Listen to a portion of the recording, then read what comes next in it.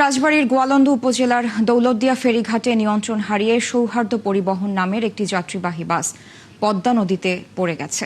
শেষ খবর পাওয়া পর্যন্ত যাত্রীদের উদ্ধারে কাজ চলছে। বাসটিতে অন্তত 50 জন যাত্রী ছিল বলে জানা গেছে। বিকেল 5টার দিকে 3 নম্বর পন্টুনে দুর্ঘটনা ঘটে।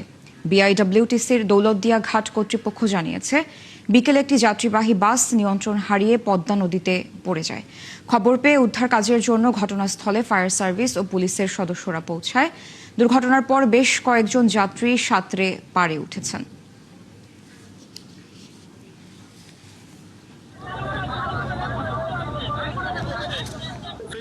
বাস অপেক্ষা করতেছিল, ফেরির জন্য প্রায় 15-20 মিনিটের মতো বাস অপেক্ষা করার পরে একটা ফেরি আসে, ওইটা আনলোড হইতেছিল।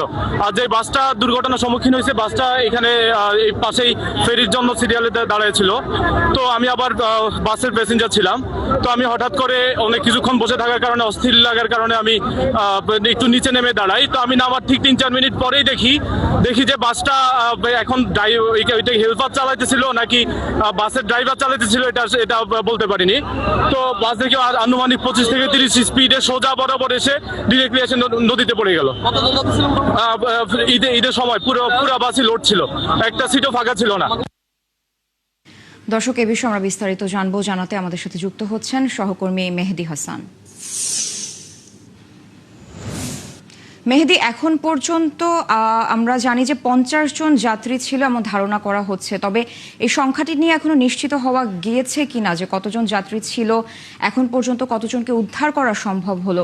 উদ্ধার তৎপরতার আমাদের বিস্তারিত জানাবেন, এবং বাসটি কি ফিটনেসবিহীন বাস ছিল কিনা, আর সে বিষয়ে কোনো তথ্য আপনার কাছে আছে কিনা?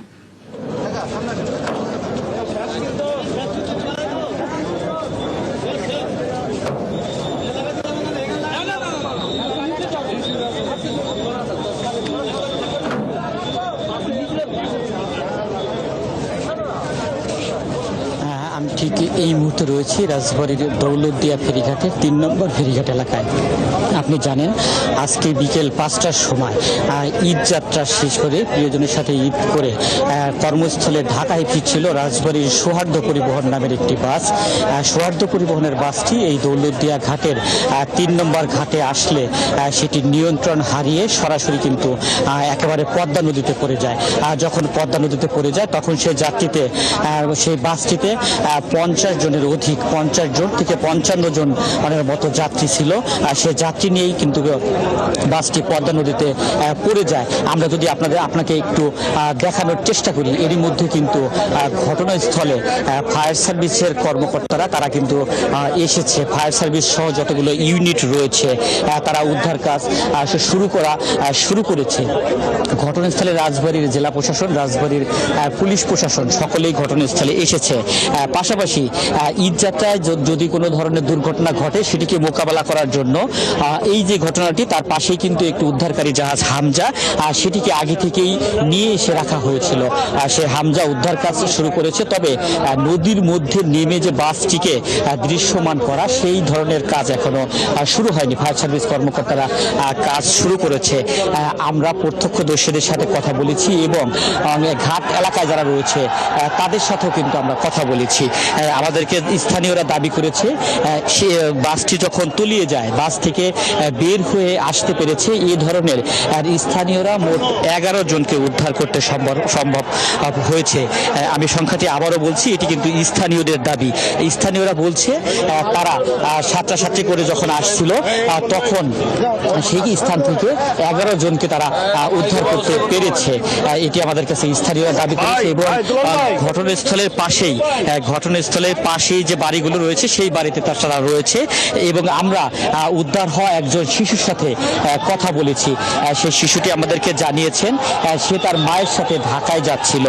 বাসটি যখন দৌলতদিয়া ঘাটের কাছে আসে, তখন নিয়ন্ত্রণ হারিয়ে সরাসরি একদম পদ্মার পানিতে পড়ে যায়। পদ্মার পানিতে যখন পড়ে যায়, তখন বাস ভর্তি যাত্রী ছিল। এবং রাজবাড়ির যেহেতু বাসটি রাজবাড়ির, ধারণা করা যাচ্ছে যে বেশিরভাগ যাত্রী তারা কিন্তু রাজবাড়ির। আমরা এরই মধ্যে দেখছি যে উদ্ধার কাজ যেহেতু পুরোপুরি শুরু হয়নি, যে কারণেই স্থানীয় জনতারা, উত্তেজিত জনতা বারবার কিন্তু তারা উত্তেজিত হয়ে যাচ্ছে এবং তারা চিৎকার করছে। বিষয়টি নিয়ন্ত্রণ করার জন্য রাজবাড়ীর জেলা বিএনপির যারা সদস্য রয়েছে তারাও কিন্তু ঘটনাস্থলে এসেছে। জেলা বিএনপির নেতৃবৃন্দদেরকে আমরা ঘটনাস্থলে দেখতে পাচ্ছি।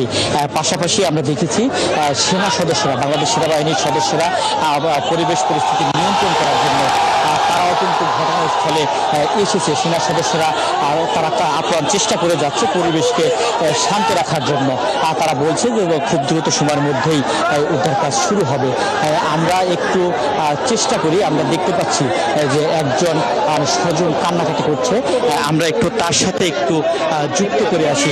ভাই, আমরা একটু লাইভে আছি, আমরা একটু জানতে চাই আসলে কে আপনার বাসা ছিল? বোনার ভগ্নিপতি ছিল। এই 3:30টার গাড়িতে ওরা ঢাকায় উত্তরাতে যাওয়ার জন্য আসছিল। ঈদের ছুটি শেষ করে যাচ্ছিল বাড়িতে, বাসায়। 2 জন, বোন আর ভগ্নিপতি, বড় পুলে বাসা, রাজবাড়ি। আপনি শুনছিলেন যে একজন স্বজনের সাথে আমরা কথা বলছিলাম, ওনার বোন ভগ্নিপতি, তারা কিন্তু ঢাকায় যাচ্ছিল এই বাসটিতে। এই ঢাকায় যাওয়ার পথে এই দৌলতদিয়া ঘাটে এসে এই বাসটিতে কিন্তু একেবারেই সরাসরি নদীতে পড়ে যায়। তবে স্থানীয়রা আমাদের কাছে যেটি দাবি করেছে, এই বাসটি যখন পড়ে যায় তখন কিন্তু বাসটি চালক নয়, সহকারী চালাচ্ছিল, চালককে দেখা যায়নি। এবং চালকের সিটে যে ছিল, কেউ কেউ বলছে সে সাঁতরিয়ে পারে আসতে পেরেছে, সে সাঁতরে উঠে এসেছে, সে সহ মোট 11 জন আমরা উদ্ধারের খবরটি পেয়েছি। তবে এটি স্থানীয়দের দাবি, এটি কিন্তু ফায়ার সার্ভিস বা প্রশাসনের কোনো কর্মকর্তা আনুষ্ঠানিকভাবে আমাদেরকে এই বিষয়টি কিন্তু জানায়নি। এটি স্থানীয়রা দাবি করেছে যে তারা ঘটনাস্থল থেকে সাঁতরিয়ে 11 জনকে তারা উদ্ধার করেছে। পাশাপাশি রাজবাড়ীর সবগুলো ফায়ার সার্ভিস অ্যান্ড সিভিল ডিফেন্সের ইউনিট, এছাড়াও আমরা দেখেছি মানিকগঞ্জের আরিচা থেকে ফায়ার সার্ভিসের যে উদ্ধারকারী দল তারাও কিন্তু ঘটনাস্থলে এসেছে, তারাও এর মধ্যে কাজ শুরু করেছে। তবে যে বাসটি পানির মধ্যে পড়ে গিয়েছে 50 থেকে 55 জন যাত্রী নিয়ে, তাদেরকে সেই বাসটি এখনো পর্যন্ত দৃশ্যমান হয়নি। পাশাপাশি যে উদ্ধারকারী জাহাজ হামজা কিন্তু ঘটনাস্থলেই রয়েছে। হামজা ঘটনাস্থলে থাকলেও সেই বাসটি হামজা তাদের যে উদ্ধার কাজ তারা যেভাবে কাজ করবে, তারা ক্রেন দিয়ে যে তলিয়ে যাওয়া বাসটিকে টেনে তুলবে, সেই ধরনের কার্যক্রম আসলে সম্ভব হয়নি, বাসটিকে দৃশ্যমান করা যায়নি। আর যেহেতু আপনি জানেন যে যেহেতু পদ্মার ফেরিতে যেহেতু যাত্রী যানবাহন পারাপার করা হয়, একটি ফেরি চলাচলের জন্য কিন্তু প্রচুর গভীরতা প্রয়োজন হয়। পর্যাপ্ত গভীর না হলে সে ফেরিটি চলতে পারে না। সেক্ষেত্রে কিন্তু 10 থেকে 12 ফিট গভীরতা প্রয়োজন হয়। ধারণা করাই যাচ্ছে যে স্থানটিতে বাসটি পড়ে গেছে সেখানে কিন্তু গভীরতাও কিন্তু কম নয়, যেহেতু প্রচুর গভীর, সেখানে কিন্তু বাসটি পানির মধ্যে পড়ে গিয়েছে। আমরা ক্যামেরার সাহায্যে যে স্থানটি আপনাদেরকে দেখানোর চেষ্টা করছি, ঠিক সেই স্থানটিতে কিন্তু বাসটি পড়ে পানির মধ্যে তলিয়ে গিয়েছে। আমরা বারবার বলে আসছি যে উদ্ধারকারী যারা দল রয়েছে, ফায়ার সার্ভিস রয়েছে, তারা চেষ্টা করে যাচ্ছে, কিন্তু সেই চেষ্টার এখনো পর্যন্ত আমরা কোনো দৃশ্যমান পদক্ষেপ দেখতে পারিনি। যে বাসটি পানির মধ্যে তলিয়ে গিয়েছে সেই বাসটি আমরা দেখতে পারিনি। তবে স্থানীয়দের বরাত দিয়ে আবারও আমি বলতে চাই, যেহেতু বাসটিতে 50 জনের অধিক যাত্রী ছিল, যদি 11 জন যাত্রী উদ্ধার হয়েও থাকে, এখনো পর্যন্ত কিন্তু 40 জনের অধিক নিখোঁজ রয়েছে।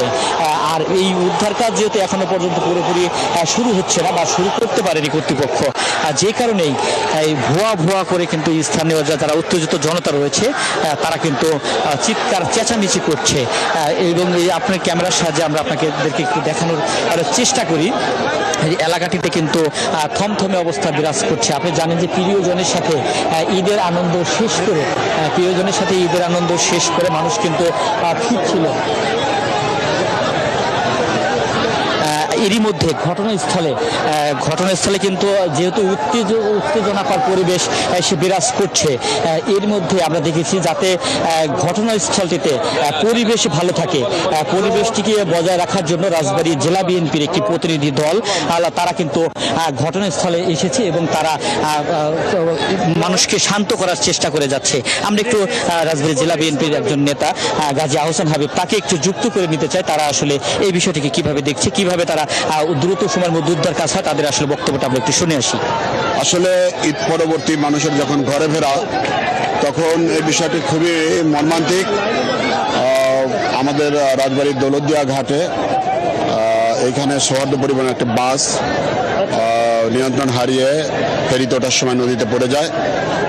এই ঘটনা শোনার পরপরই আমাদের স্থানীয় বিএনপি নেতৃবৃন্দ এবং প্রশাসন, রাজবাড়ী জেলা প্রশাসন, গোয়ালন্দ উপজেলা প্রশাসন এবং রাজবাড়ী বিএনপি নেতৃবৃন্দ, গোয়ালন্দ উপজেলা পৌর বিএনপি এবং দৌলতদিয়া যে ইউনিয়নে ফেরিঘাটটি অবস্থিত সেখানকার নেতৃবৃন্দ আমরা সকলেই দ্রুত ঘটনাস্থলে পৌঁছে যাই এবং উদ্ধার কাজ চলেছে।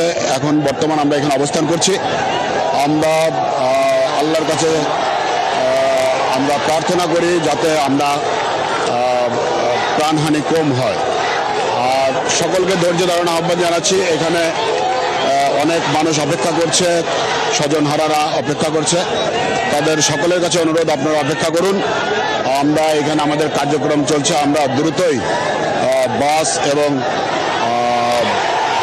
যাত্রী মেহেদী, আমাকে শুনতে পাচ্ছেন? মেহেদী, আমার আরো কিছু বিষয় জানার ছিল, সেটা হচ্ছে ফেরিঘাটের কার্যক্রম এখন স্বাভাবিক রয়েছে কিনা, সেখানে স্বাভাবিকভাবে কার্যক্রম চলছে কিনা ফেরিঘাটে, সেটা একটু জানাবেন। পাশাপাশি আপনি যেমনটি বলছিলেন যে স্থানীয়রা বলেছে যে সেখানে 11 জনকে এখন পর্যন্ত মোটামুটি উদ্ধার করা সম্ভব হয়েছে। তো 11 জনের সাথে আপনার এই যে যাদেরকে উদ্ধার করা সম্ভব হলো তাদের সাথে কথা হয়েছে কিনা, এই দুর্ঘটনার পিছনে চালকের ভুল ছিল নাকি বাসটি ফিটনেসবিহীন ছিল, সে বিষয়ে কোনো তথ্য আপনার কাছে আছে কিনা?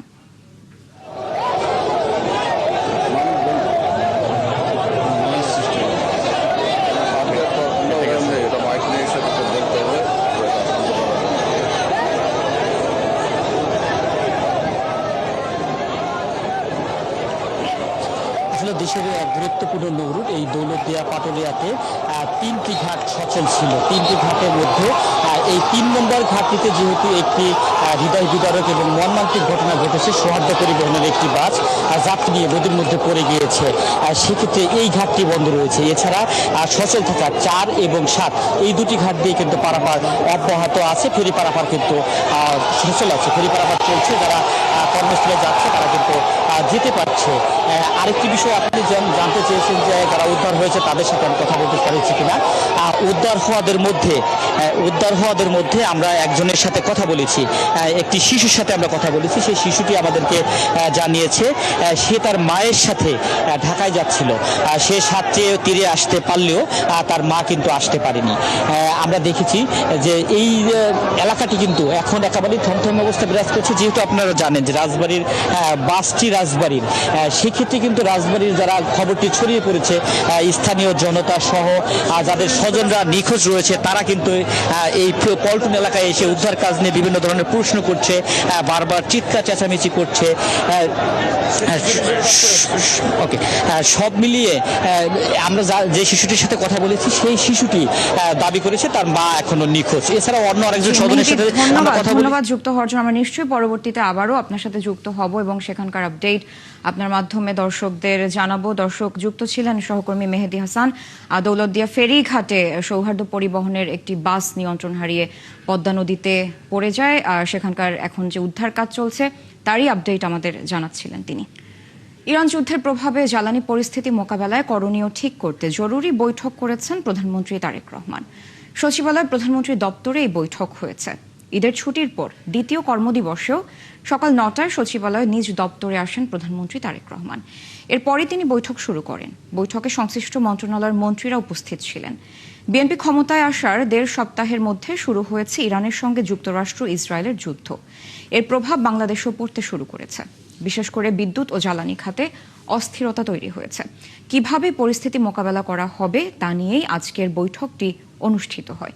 এ সময় প্রধানমন্ত্রী বলেন, বৈশ্বিক কারণে সংকট আসতে পারে, কিন্তু তা মোকাবেলার চেষ্টা করছে সরকার। তবে কোনোভাবেই জ্বালানি দাম না বাড়ানোর নির্দেশনা দিয়েছেন প্রধানমন্ত্রী।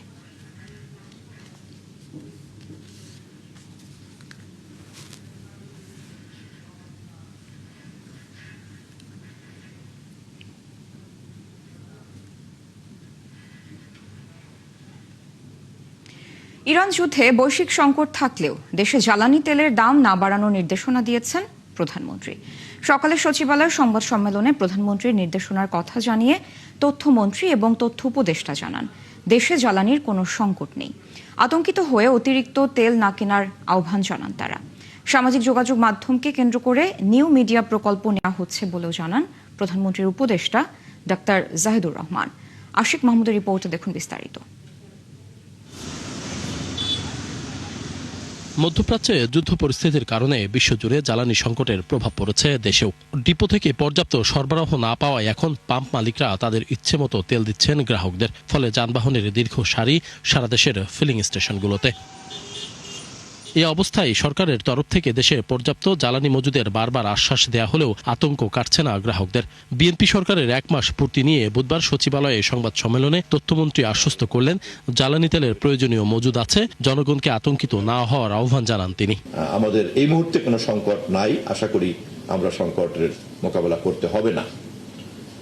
কিন্তু এই প্যানিক বাইংটার কারণে সরকারকে একটা চাপের মধ্যে থাকতে হয় এবং আমাদের দেশের রাজনীতি এবং সমাজ ব্যবস্থার মধ্যে যেহেতু একদল লোক এই ধরনের পরিস্থিতিকে পুঁজি করতে পারে বা পুঁজি করতে চায়, সে কারণে আমাদেরকে এই প্যানিক বাইং মনোজগতের বিরুদ্ধে আপনাদের মাধ্যমে একটা জনসচেতনতা তৈরি করার উদ্যোগ গ্রহণ করা উচিত বলে আমরা মনে করি। সরকার বেশি দামে জ্বালানি তেল কিনলেও প্রধানমন্ত্রী দাম না বাড়ানোর নির্দেশনা দিয়েছেন বলে জানান তথ্য উপদেষ্টা। এটা আমাদের খুবই দুর্ভাগ্য, আমাদের জাতিরও দুর্ভাগ্য যে আমরা খুব অল্প সময়ের মধ্যে একটা গ্লোবাল ক্রাইসিসে পড়েছি। ফাইনালি আপনাদের প্রত্যেককে, আপনাদেরও গণমাধ্যমের যে দায়িত্ব আছে যে মানুষকে এটা বলার চেষ্টা করা প্যানিক বাইং এবং স্টোরেজ যাতে তারা অতটা না করেন। এবং আমি পাম্প মালিকদের উদ্দেশ্যে বলতে চাই, তারা তো আসলে স্টোর করার যদি প্রবণতা কারো থাকে, তারা মনে করছেন যে দাম যে কোনো মুহূর্তে বেড়ে যাবে। আমাদের মাননীয় প্রধানমন্ত্রী স্পষ্টভাবে জানিয়েছেন জ্বালানির দাম বাড়ছে না, সুতরাং জ্বালানির দাম যেহেতু বাড়ছে না, এই স্টোর করে রাখার প্রবণতা আসলে তাদের জন্য খুব বেশি বেনিফিশিয়াল হবে না। এ সময় সংবাদ সম্মেলনে সরকারের ইশতেহার অনুযায়ী ফ্যামিলি কার্ড, কৃষক কার্ড, সম্মানী ভাতা, খাল খনন সহ 46টি উদ্যোগ এবং অর্জনগুলো তুলে ধরেন তারা। জানান, সামাজিক যোগাযোগ মাধ্যমকে কেন্দ্র করে নেওয়া হচ্ছে নিউ মিডিয়া প্রকল্প। কেউ স্যাটায়ার করতেই পারে, কিন্তু সেই স্যাটায়ারের কোনো লুক কোনো প্রতিষ্ঠিত মিডিয়ার লুকের মতো হবে না। আমার কাছে এটা একটা অপরাধ বলে মনে হয়। সো আমরা এই ব্যাপারটাও কাজ করতে চাই, আমরা খুব দ্রুত এটাকে একটা স্ট্রাকচারের মধ্যে আনবো। আমরা আগেই বলেছি যে আমরা সোশ্যাল মিডিয়ার সাথে এনগেজ করার জন্য যে একটা প্রজেক্ট তৈরি করেছি। প্রজেক্টটার নাম হচ্ছে নিউ মিডিয়া সর্বোত্তম ব্যবহার ও স্ট্র্যাটেজিক প্ল্যান তৈরির মাধ্যমে তথ্য সম্প্রচার মন্ত্রণালয় অধীনস্থ দপ্তর সংস্থার কার্যক্রমের সাথে জনসাধারণের সম্পৃক্ততা জোরদার করেন একটা প্রজেক্ট নেওয়া হয়েছে। এটার মাধ্যমে আমরা সেটা ডিসেমিনেটও করব। আর যেটা বারবার বলছি, আমরা একটা নীতিমালা এবং আইনের অধীনে ডিসইনফরমেশনকে আমরা আসলে ডিল করতে চাই। ডিল করা বলতে শিগগিরই হযরত শাহজালাল আন্তর্জাতিক বিমানবন্দরের 3rd টার্মিনাল চালুর উদ্যোগের কথাও জানান তথ্যমন্ত্রী। আশিক মাহমুদ, 71, ঢাকা। সময়ের সাথে তীব্র হচ্ছে জ্বালানি সংকট। সরবরাহ ঘাটতির কারণে রাজধানীতে বন্ধ বেশ কয়েকটি পাম্প, ফলে চাপ বাড়ছে অন্যগুলোতে। এদিকে ঘন্টার পর ঘন্টা লাইনে দাঁড়িয়ে থেকেও মিলছে না তেল, যাতে আয় কমছে অনেকের, বাড়ছে ভোগান্তিও। মেজবাহ হাসানের রিপোর্ট।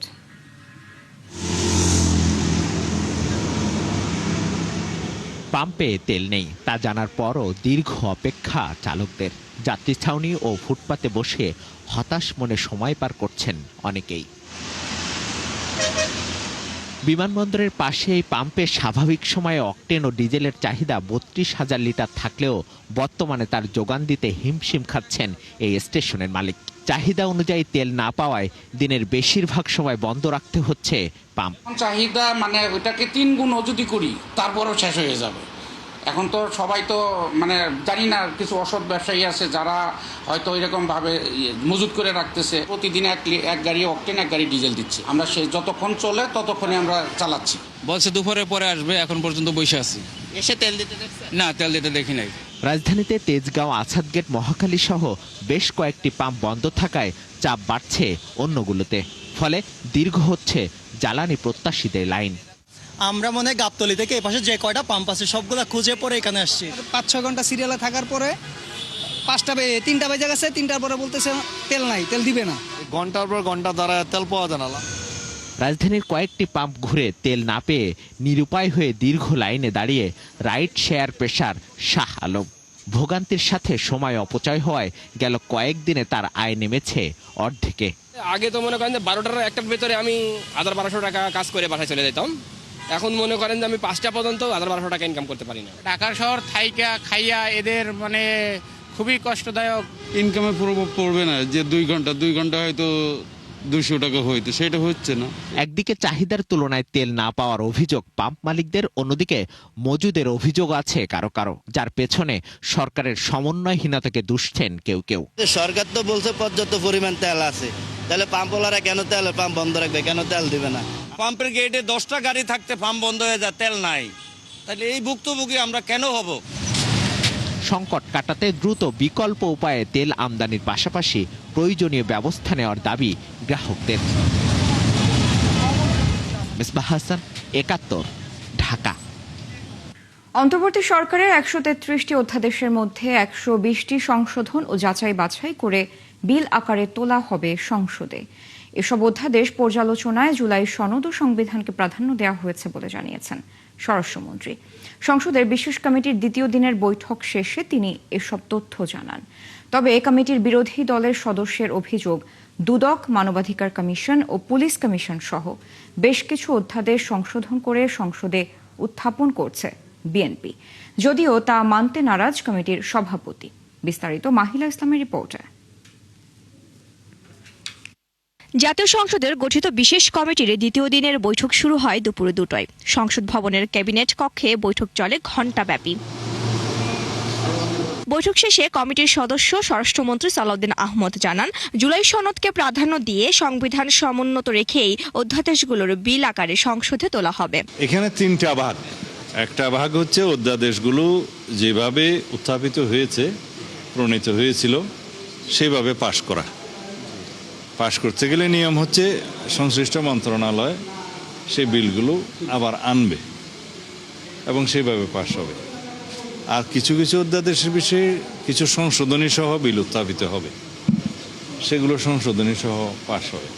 আর কিছু কিছু বিষয়ে একমত না হলে সেগুলো এই সেশনে ল্যাপস হয়ে যাবে, পরে যদি প্রয়োজন হয় সেটা বিল আকারে পরবর্তী সেশনে উত্থাপন করা যাবে। অন্তর্বর্তী সরকারের 133টি অধ্যাদেশের মধ্যে প্রায় সবকটি নিয়েই আলোচনা হয়েছে জানিয়ে আইনমন্ত্রী বলেন, 120টিতে একমত হয়েছেন সবাই। এগুলোর মধ্যে যদি কোনোটা রাখতে হবে একমত হয়ে রাখছে, কোনোটা রাখতে হবে না সেটা একমত হয়ে করেছে।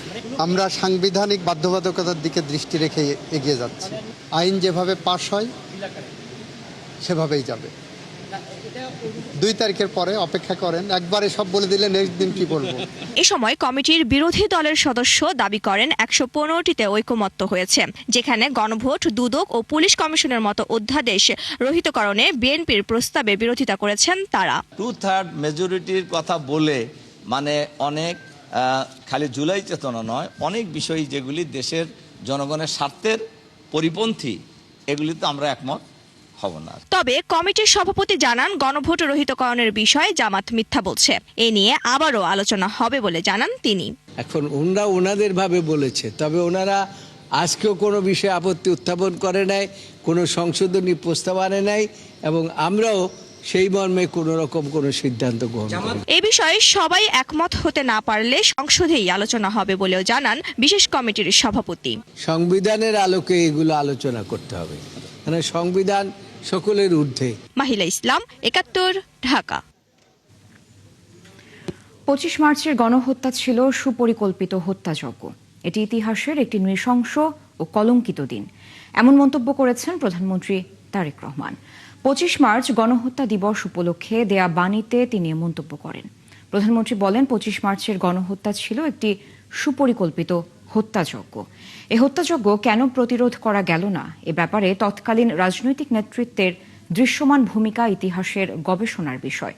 তবে 25 মার্চ দিবাগত রাতে উই রিভোল্ট বলে গণহত্যার বিরুদ্ধে আনুষ্ঠানিকভাবে সশস্ত্র প্রতিরোধ গড়ে তোলে চট্টগ্রামের 8ম ইস্ট বেঙ্গল রেজিমেন্ট। সেই প্রতিরোধের মধ্য দিয়ে শুরু হয় 9 মাসের সশস্ত্র মুক্তিযুদ্ধ। বাণীতে গণহত্যা দিবসের সঠিক ইতিহাস জানার উপর গুরুত্ব আরোপ করেন প্রধানমন্ত্রী। সেই সাথে মুক্তিযুদ্ধের চেতনার সাম্য, মানবিক মর্যাদা ও সামাজিক সুবিচার প্রতিষ্ঠার মাধ্যমে শহীদদের আত্মত্যাগের প্রতিদান দেওয়ার আহ্বান জানান।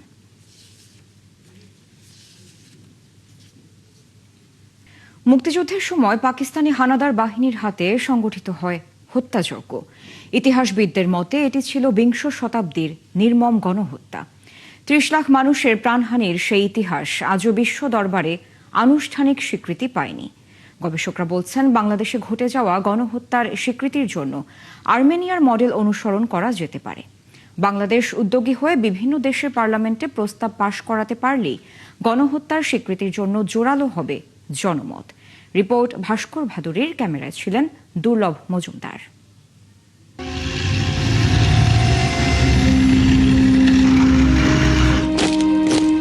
ইতিহাসে কিছু রাত থাকে, যে রাতের অন্ধকার কখনোই শেষ হয় না। ৭১ সালের ২৫ মার্চ ছিল এমন একটি রাত, যখন ঘুমন্ত শহর হঠাৎ জেগে ওঠে ট্যাঙ্ক আর রাইফেলের গুলির শব্দে। বাংলার বাতাস ভরে ওঠে মানুষের আত্মচিৎকারে। সেই রাতেই শুরু হয় ইতিহাসের এক ভয়াবহ হত্যাযজ্ঞ। পাকিস্তান হানাদার বাহিনীর পরিকল্পিত এই অভিযানে রক্তে রঞ্জিত হয়ে ওঠে বাংলার মানুষ। ঢাকা বিশ্ববিদ্যালয় থেকে শুরু করে গ্রামের নিরীহ জনপদ, কোথাও রক্ষা পায়নি মানুষ। মানবতার বিরুদ্ধে এমন অপরাধ ইতিহাসে খুব একটা নেই। বড় শিক্ষা কি, ২০ শতকের ইতিহাসে সবচেয়ে বড় মুসলিম নিধন কিন্তু হয়েছিল পূর্ব বাংলায় এই ৯ মাস জুড়ে। এবং এই নিধনটা কারা করলো? মুসলিম সেনাবাহিনী করলো। তাহলে ইসলাম কোন দিকে? এই প্রশ্নটা কিন্তু আজকে আমাদের খুব গভীরভাবে ভাবতে হবে, যে ধর্মের বুলি আওড়ালেই কেউ ধর্মের রক্ষক হয়ে যায় না। সময় পেরিয়েছে ৫ দশকেরও বেশি, কিন্তু শহীদ পরিবারগুলোর হৃদয়ের ক্ষত আজও শুকায়নি। ৯ মাসের প্রতিটি রাত কেড়ে নিয়েছে লক্ষ লক্ষ সংসারের আলো। গবেষকদের দাবি, ৩০ লক্ষ মানুষের এই হত্যাযজ্ঞের বৈশ্বিক স্বীকৃতি এবং দোষীদের শাস্তির জন্য নতুন প্রজন্মকেই উদ্যোগী হতে হবে। আর্মেনিয়া যেমন করেছে, পৃথিবীর বিভিন্ন দেশে পার্লামেন্টে তারা লবি করেছে। এটা আমাদের এটাও করা যায়। ব্রিটিশ পার্লামেন্টে তো এটা খুব ভালোভাবে হতে পারে। আমেরিকান হাউস অব রিপ্রেজেন্টেটিভে একটা বাইপার্টিজান রেজলিউশন আগেও মুভ করা হয়েছিল, এখনও একটা নতুন রেজলিউশন এসছে। তো এরকম রেজলিউশন অনেক আসে, কিন্তু আবার বলা যায় যে ওদের যে পদ্ধতি আছে সেইখানে হারিয়ে যায়। কিন্তু এটা কিন্তু একটা সুযোগ। বাংলাদেশ দীর্ঘদিন ধরেই আন্তর্জাতিক সম্প্রদায়ের কাছে দাবি জানিয়ে আসছে এই হত্যাযজ্ঞকে গণহত্যা হিসেবে স্বীকৃতি দেবার জন্য।